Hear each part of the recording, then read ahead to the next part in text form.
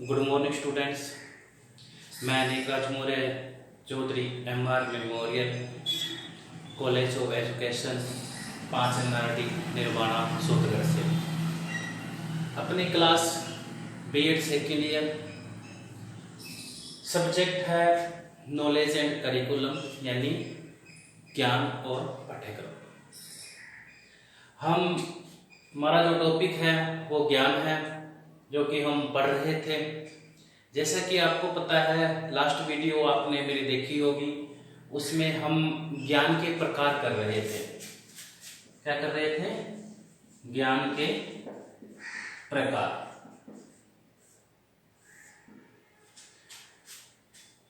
तो इसी क्रम में हम आगे ज्ञान के प्रकार को आगे बढ़ाएंगे, कंटिन्यू करेंगे। तो इससे पहले अपने जो लास्ट क्लास में ज्ञान के प्रकार किए थे वो और जल्दी एक बार नजर डाल लेते हैं। ज्ञान के प्रकार में पहला था ज्ञान सामान्य प्रकार।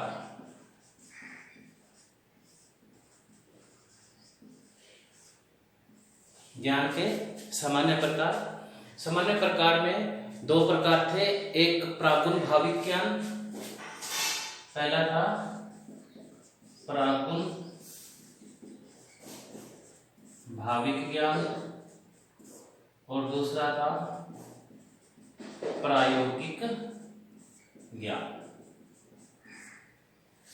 ठीक है। और जो दूसरा था वो था उपनिषद। उपनिषद के आधार पर ज्ञान के प्रकार थे, ये भी दो थे, पराविद्या और दूसरा था अपराविद्या। ठीक है। तीसरा जो था वो था भगवत गीता और ज्ञान के प्रकार। इसमें भी यही थे, पराविद्या और दूसरा अपराविद्या। किंतु इसमें ये बताया गया था कि पराविद्या को अपराविद्या से बहुत अच्छा बताया गया था और पराविद्या में 3 गुण बताए गए थे। वो थे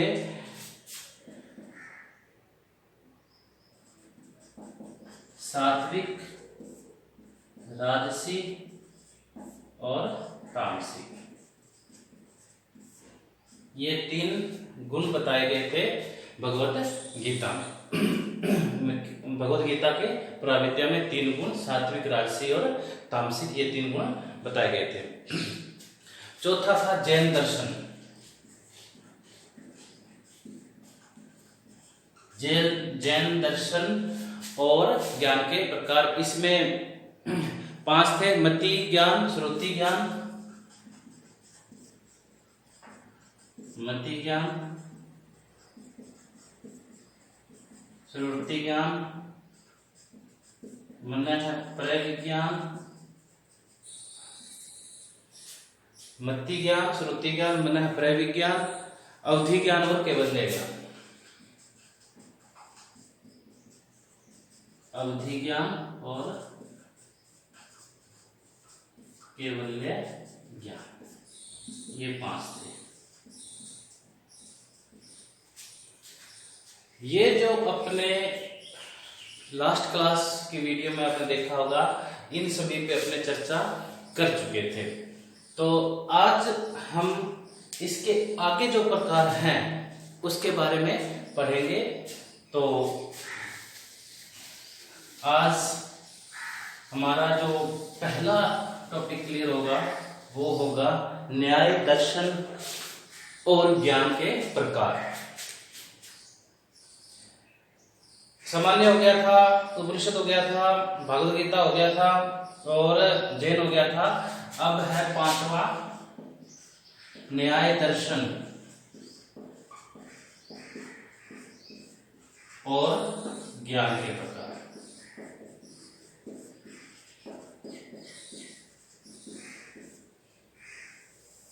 यानी न्याय दर्शन के अनुसार ज्ञान के प्रकार।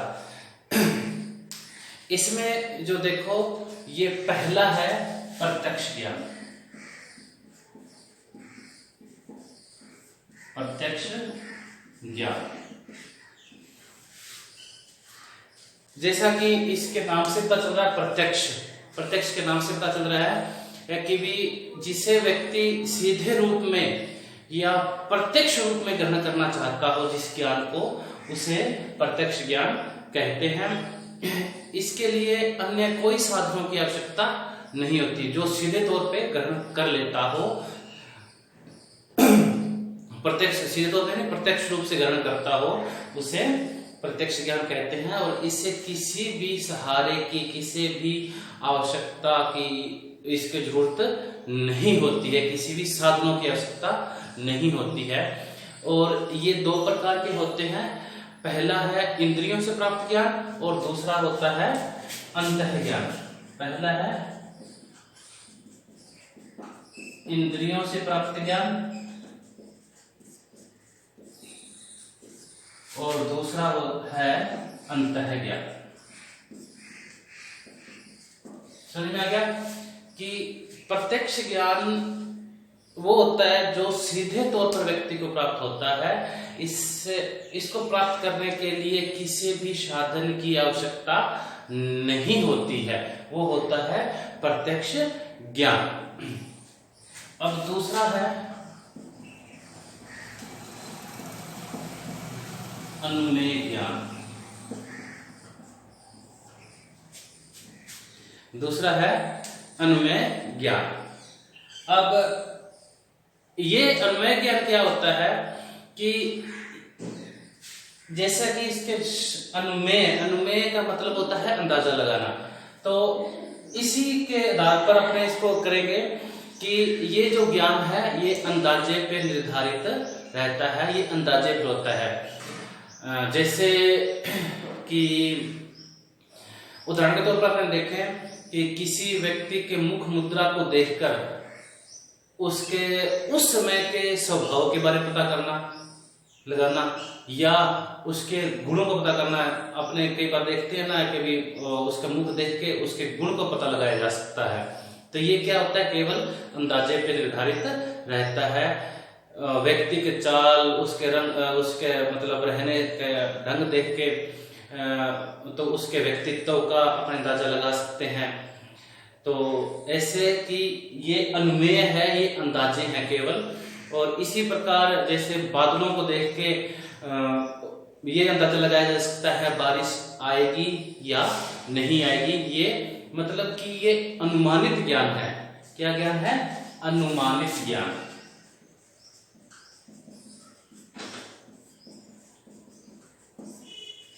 अनुमानित ज्ञान है, ये पूर्व ज्ञान से संबंधित भी होता है।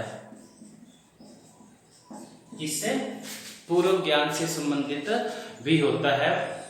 क्योंकि पूर्व ज्ञान से संबंधित क्यों होता है? क्योंकि हमें पूर्व अनुभव से ये पहले सीख चुके होते हैं, इसलिए इसे अनुमेय ज्ञान, अनुमानित ज्ञान या पूर्व ज्ञान भी कहा जाता है।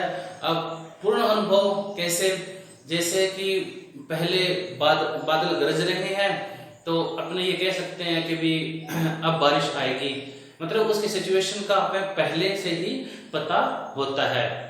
जैसे कहीं पर खंडहर है, पूरा गांव खंडहर में बदल चुका है, तो हम ये अनुमान लगाया जा सकता है, अंदाजा लगाया जा सकता है, अपने मान सकते हैं कि यहाँ पे या तो भूकंप आया होगा या अतिवृष्टि हुई होगी, तो जिससे ये पूरा का पूरा खंडहर में बदल गया। इसलिए इसे अनुमेय ज्ञान या अनुमानित ज्ञान कहा जाता है। ठीक है, क्लियर? अब है उपमेय ज्ञान। तीसरा है उपमेय ज्ञान। बस थोड़ा सा आपको ध्यान देने की बात इन शब्दों के ऊपर है। प्रत्यक्ष ज्ञान, इन शब्द के ऊपर थोड़ा सा ध्यान दोगे पता चल जाएगा। अनुमेय ज्ञान, अनुमेय किसे कहा जाता है? मतलब कि अनुमानित, अंदाजा लगाना। ऐसे उपमेय ज्ञान, उपमेय मतलब उपमा देना, यानी एक वस्तु है उसको दूसरे के समान उपमा देना। तब ये कैसे हो सकता है?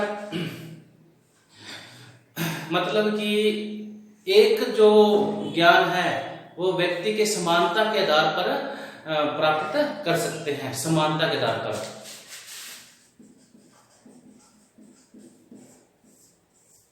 वह ज्ञान जो व्यक्ति द्वारा समानता के आधार पर प्राप्त कर सकते हैं वो उपमेय ज्ञान होता है। उपमा देना, जैसे कि उदाहरण देखें तो ये कह सकते हैं कि कंप्यूटर का मॉनिटर, जैसे कंप्यूटर का मॉनिटर। अब छोटे जो बच्चे होते हैं, कंप्यूटर का मॉनिटर समानता अपने किसके साथ जोड़ सकते हैं इसको? अपने टीवी के साथ में। क्यों? क्योंकि कंप्यूटर का मॉनिटर और टीवी एक साथ एक जैसे ही दिखते हैं। इन दोनों की समानता के बारे में हम बता सकते हैं बच्चों को, ठीक है। उसी प्रकार जो कंप्यूटर का कीबोर्ड होता है, कीबोर्ड किसके जैसा दिखता है? टाइपिंग मशीन के जैसे। किसके जैसे? टाइपिंग मशीन के जैसे वो दिखता है। तो इन दोनों की समानता के बारे में हम बच्चों को बता सकते हैं। और आगे आने वाले भविष्य में जब जो बच्चा होता है वो यदि टाइपिंग मशीन देखता है, टाइपिंग मशीन या कीबोर्ड देखता है, तो यदि वो कीबोर्ड देखता है तो वो पता मतलब अंदाजा लगा सकता है कि ये टाइपिंग मशीन के जैसा दिखता है। टाइपिंग मशीन देखता है तो वो कीबोर्ड उसमें क्या पहचान जाएगा कीबोर्ड को, या कि ऐसा कीबोर्ड है। उसी प्रकार टीवी और कंप्यूटर का मॉनिटर होता है। तो तीसरा था उपमेय ज्ञान, यानी समानता। दो वस्तु जो एक जैसे सी दिखते हैं, दोनों में समानता के बारे में बताना, ये होता है उपमेय ज्ञान। और चौथा है शब्द ज्ञान।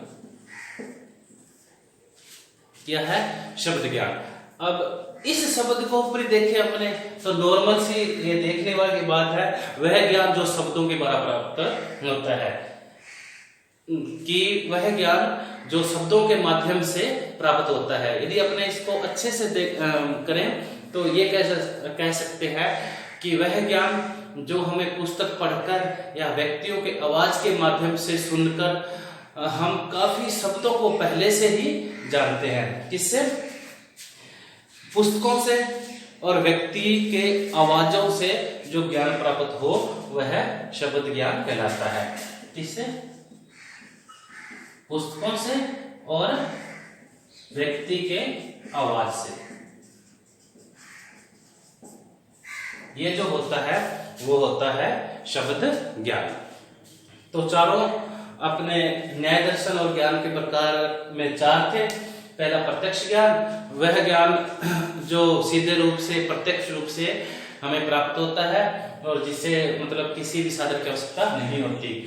ये इसमें दो प्रकार के होते हैं, ये इंद्रियों से प्राप्त ज्ञान और अंतः ज्ञान। दूसरा है अन्वय ज्ञान, जो अनुमानित ज्ञान और पूर्व ज्ञान भी कहते हैं।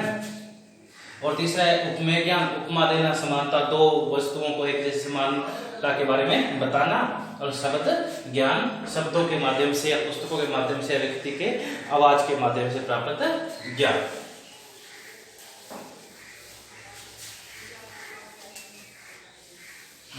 अब जो छठा प्रकार है वो है सांख्य दर्शन एवं ज्ञान के प्रकार।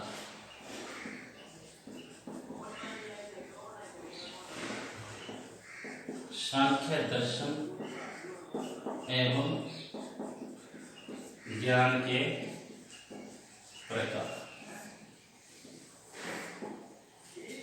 इसमें देखो, जो अपने न्याय दर्शन किया था उसके हूबहू मिलता जुलता सांख्य दर्शन भी है। जैसे उपनिषद और ज्ञान के प्रकार किया था,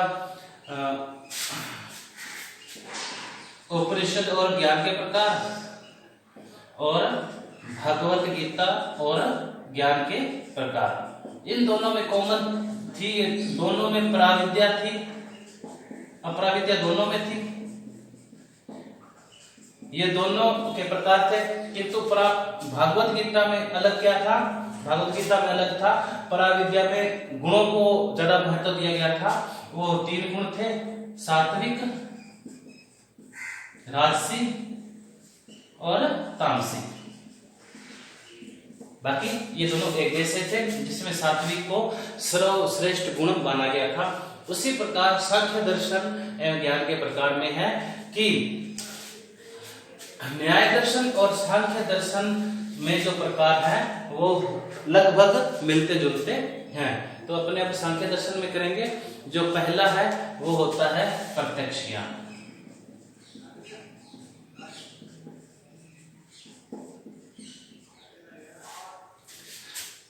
इसको अपने ये कहें कि वह ज्ञान जो इंद्रियों के माध्यम से अपने अंतर ज्ञान से, इंद्रियों के माध्यम से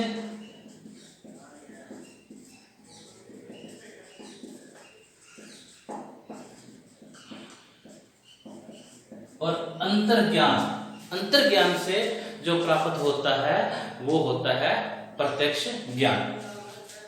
और जो न्याय दर्शन था उसमें अंतर ज्ञान की जगह अंतः ज्ञान था, अंतर ज्ञान की जगह अंतः ज्ञान था।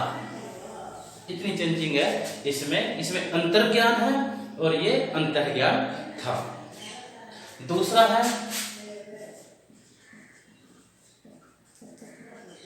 अनुमानित ज्ञान। अनुमानित ज्ञान,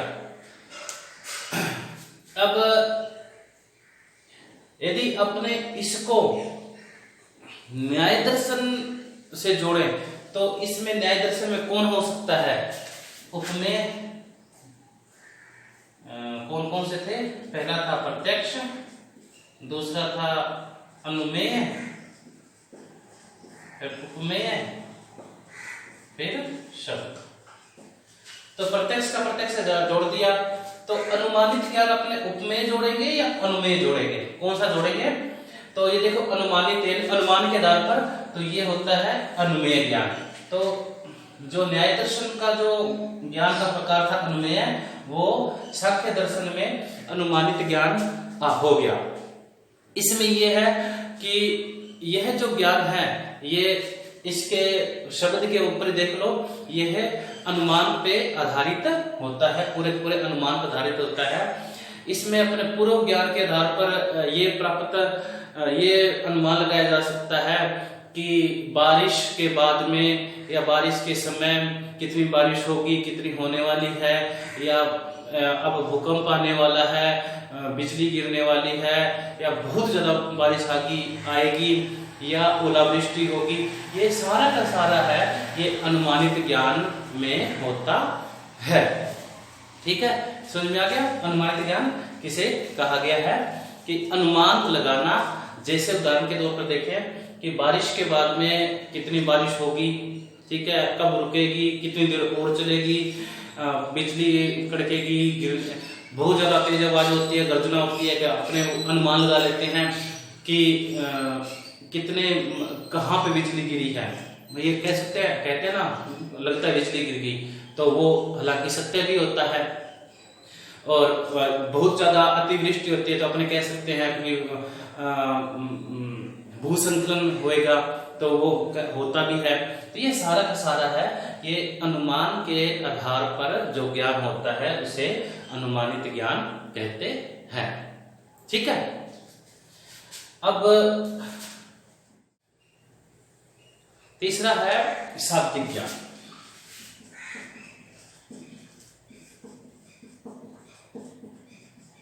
तीसरा क्या है? शाब्दिक ज्ञान, जिसमें जो न्याय दर्शन में शब्द ज्ञान था उसी को शाब्दिक ज्ञान क्या है कि वह ज्ञान जो लिखित रूप में या मौखिक रूप में, लिखित रूप में माने तो पढ़कर और मौखिक रूप में माने तो दूसरे व्यक्तियों को सुनकर जो ज्ञान प्राप्त हो वो शाब्दिक ज्ञान होता है। जैसे शब्द ज्ञान वैसा शाब्दिक ज्ञान। किंतु इसमें इसके 2 प्रकार बता दिए गए हैं पहला लौकिक शाब्दिक ज्ञान और दूसरा वैदिक शाब्दिक ज्ञान। पहला क्या था? लौकिक शाब्दिक ज्ञान और दूसरा था वैदिक शाब्दिक ज्ञान।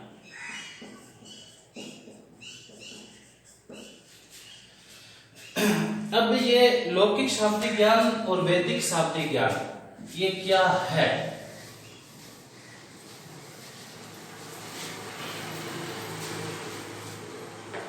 इसके अपने शब्दों पे भी जो ध्यान दें तो एक में लौकिक है, दूसरे में शाब्दिक है। जो लौकिक में है कि जो इस यहाँ के जो व्यक्ति हैं, यहाँ के मतलब कि इस संसार में सांसारिक लोग, जो यहाँ व्यक्ति है, व्यक्तियों के माध्यम से, उनके अभिव्यक्ति से, उनके वचनों से जो ज्ञान प्राप्त हो वो होता है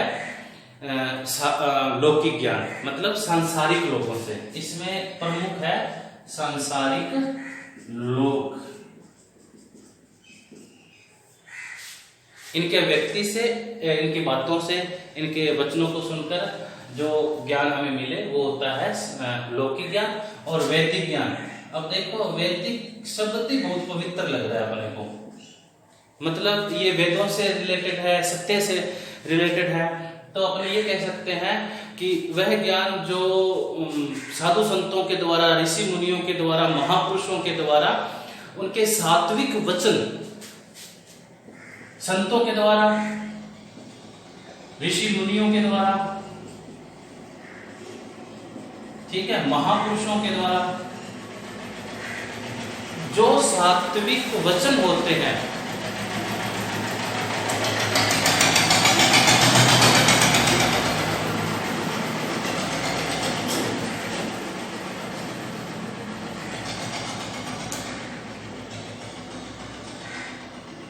हाँ, तो वैदिक ज्ञान किसे है कि जो संतों के द्वारा, ऋषि मुनियों के द्वारा या महापुरुषों के द्वारा जो सात्विक वचन हमें प्राप्त होता है, और वो जो सात्विक वचन उन्हें कैसे प्राप्त होता है? उन्हें उनके अथक साधना, तप, उनके दिव्य दृष्टि से प्राप्त होता है। वो होता है वैदिक शाब्दिक ज्ञान।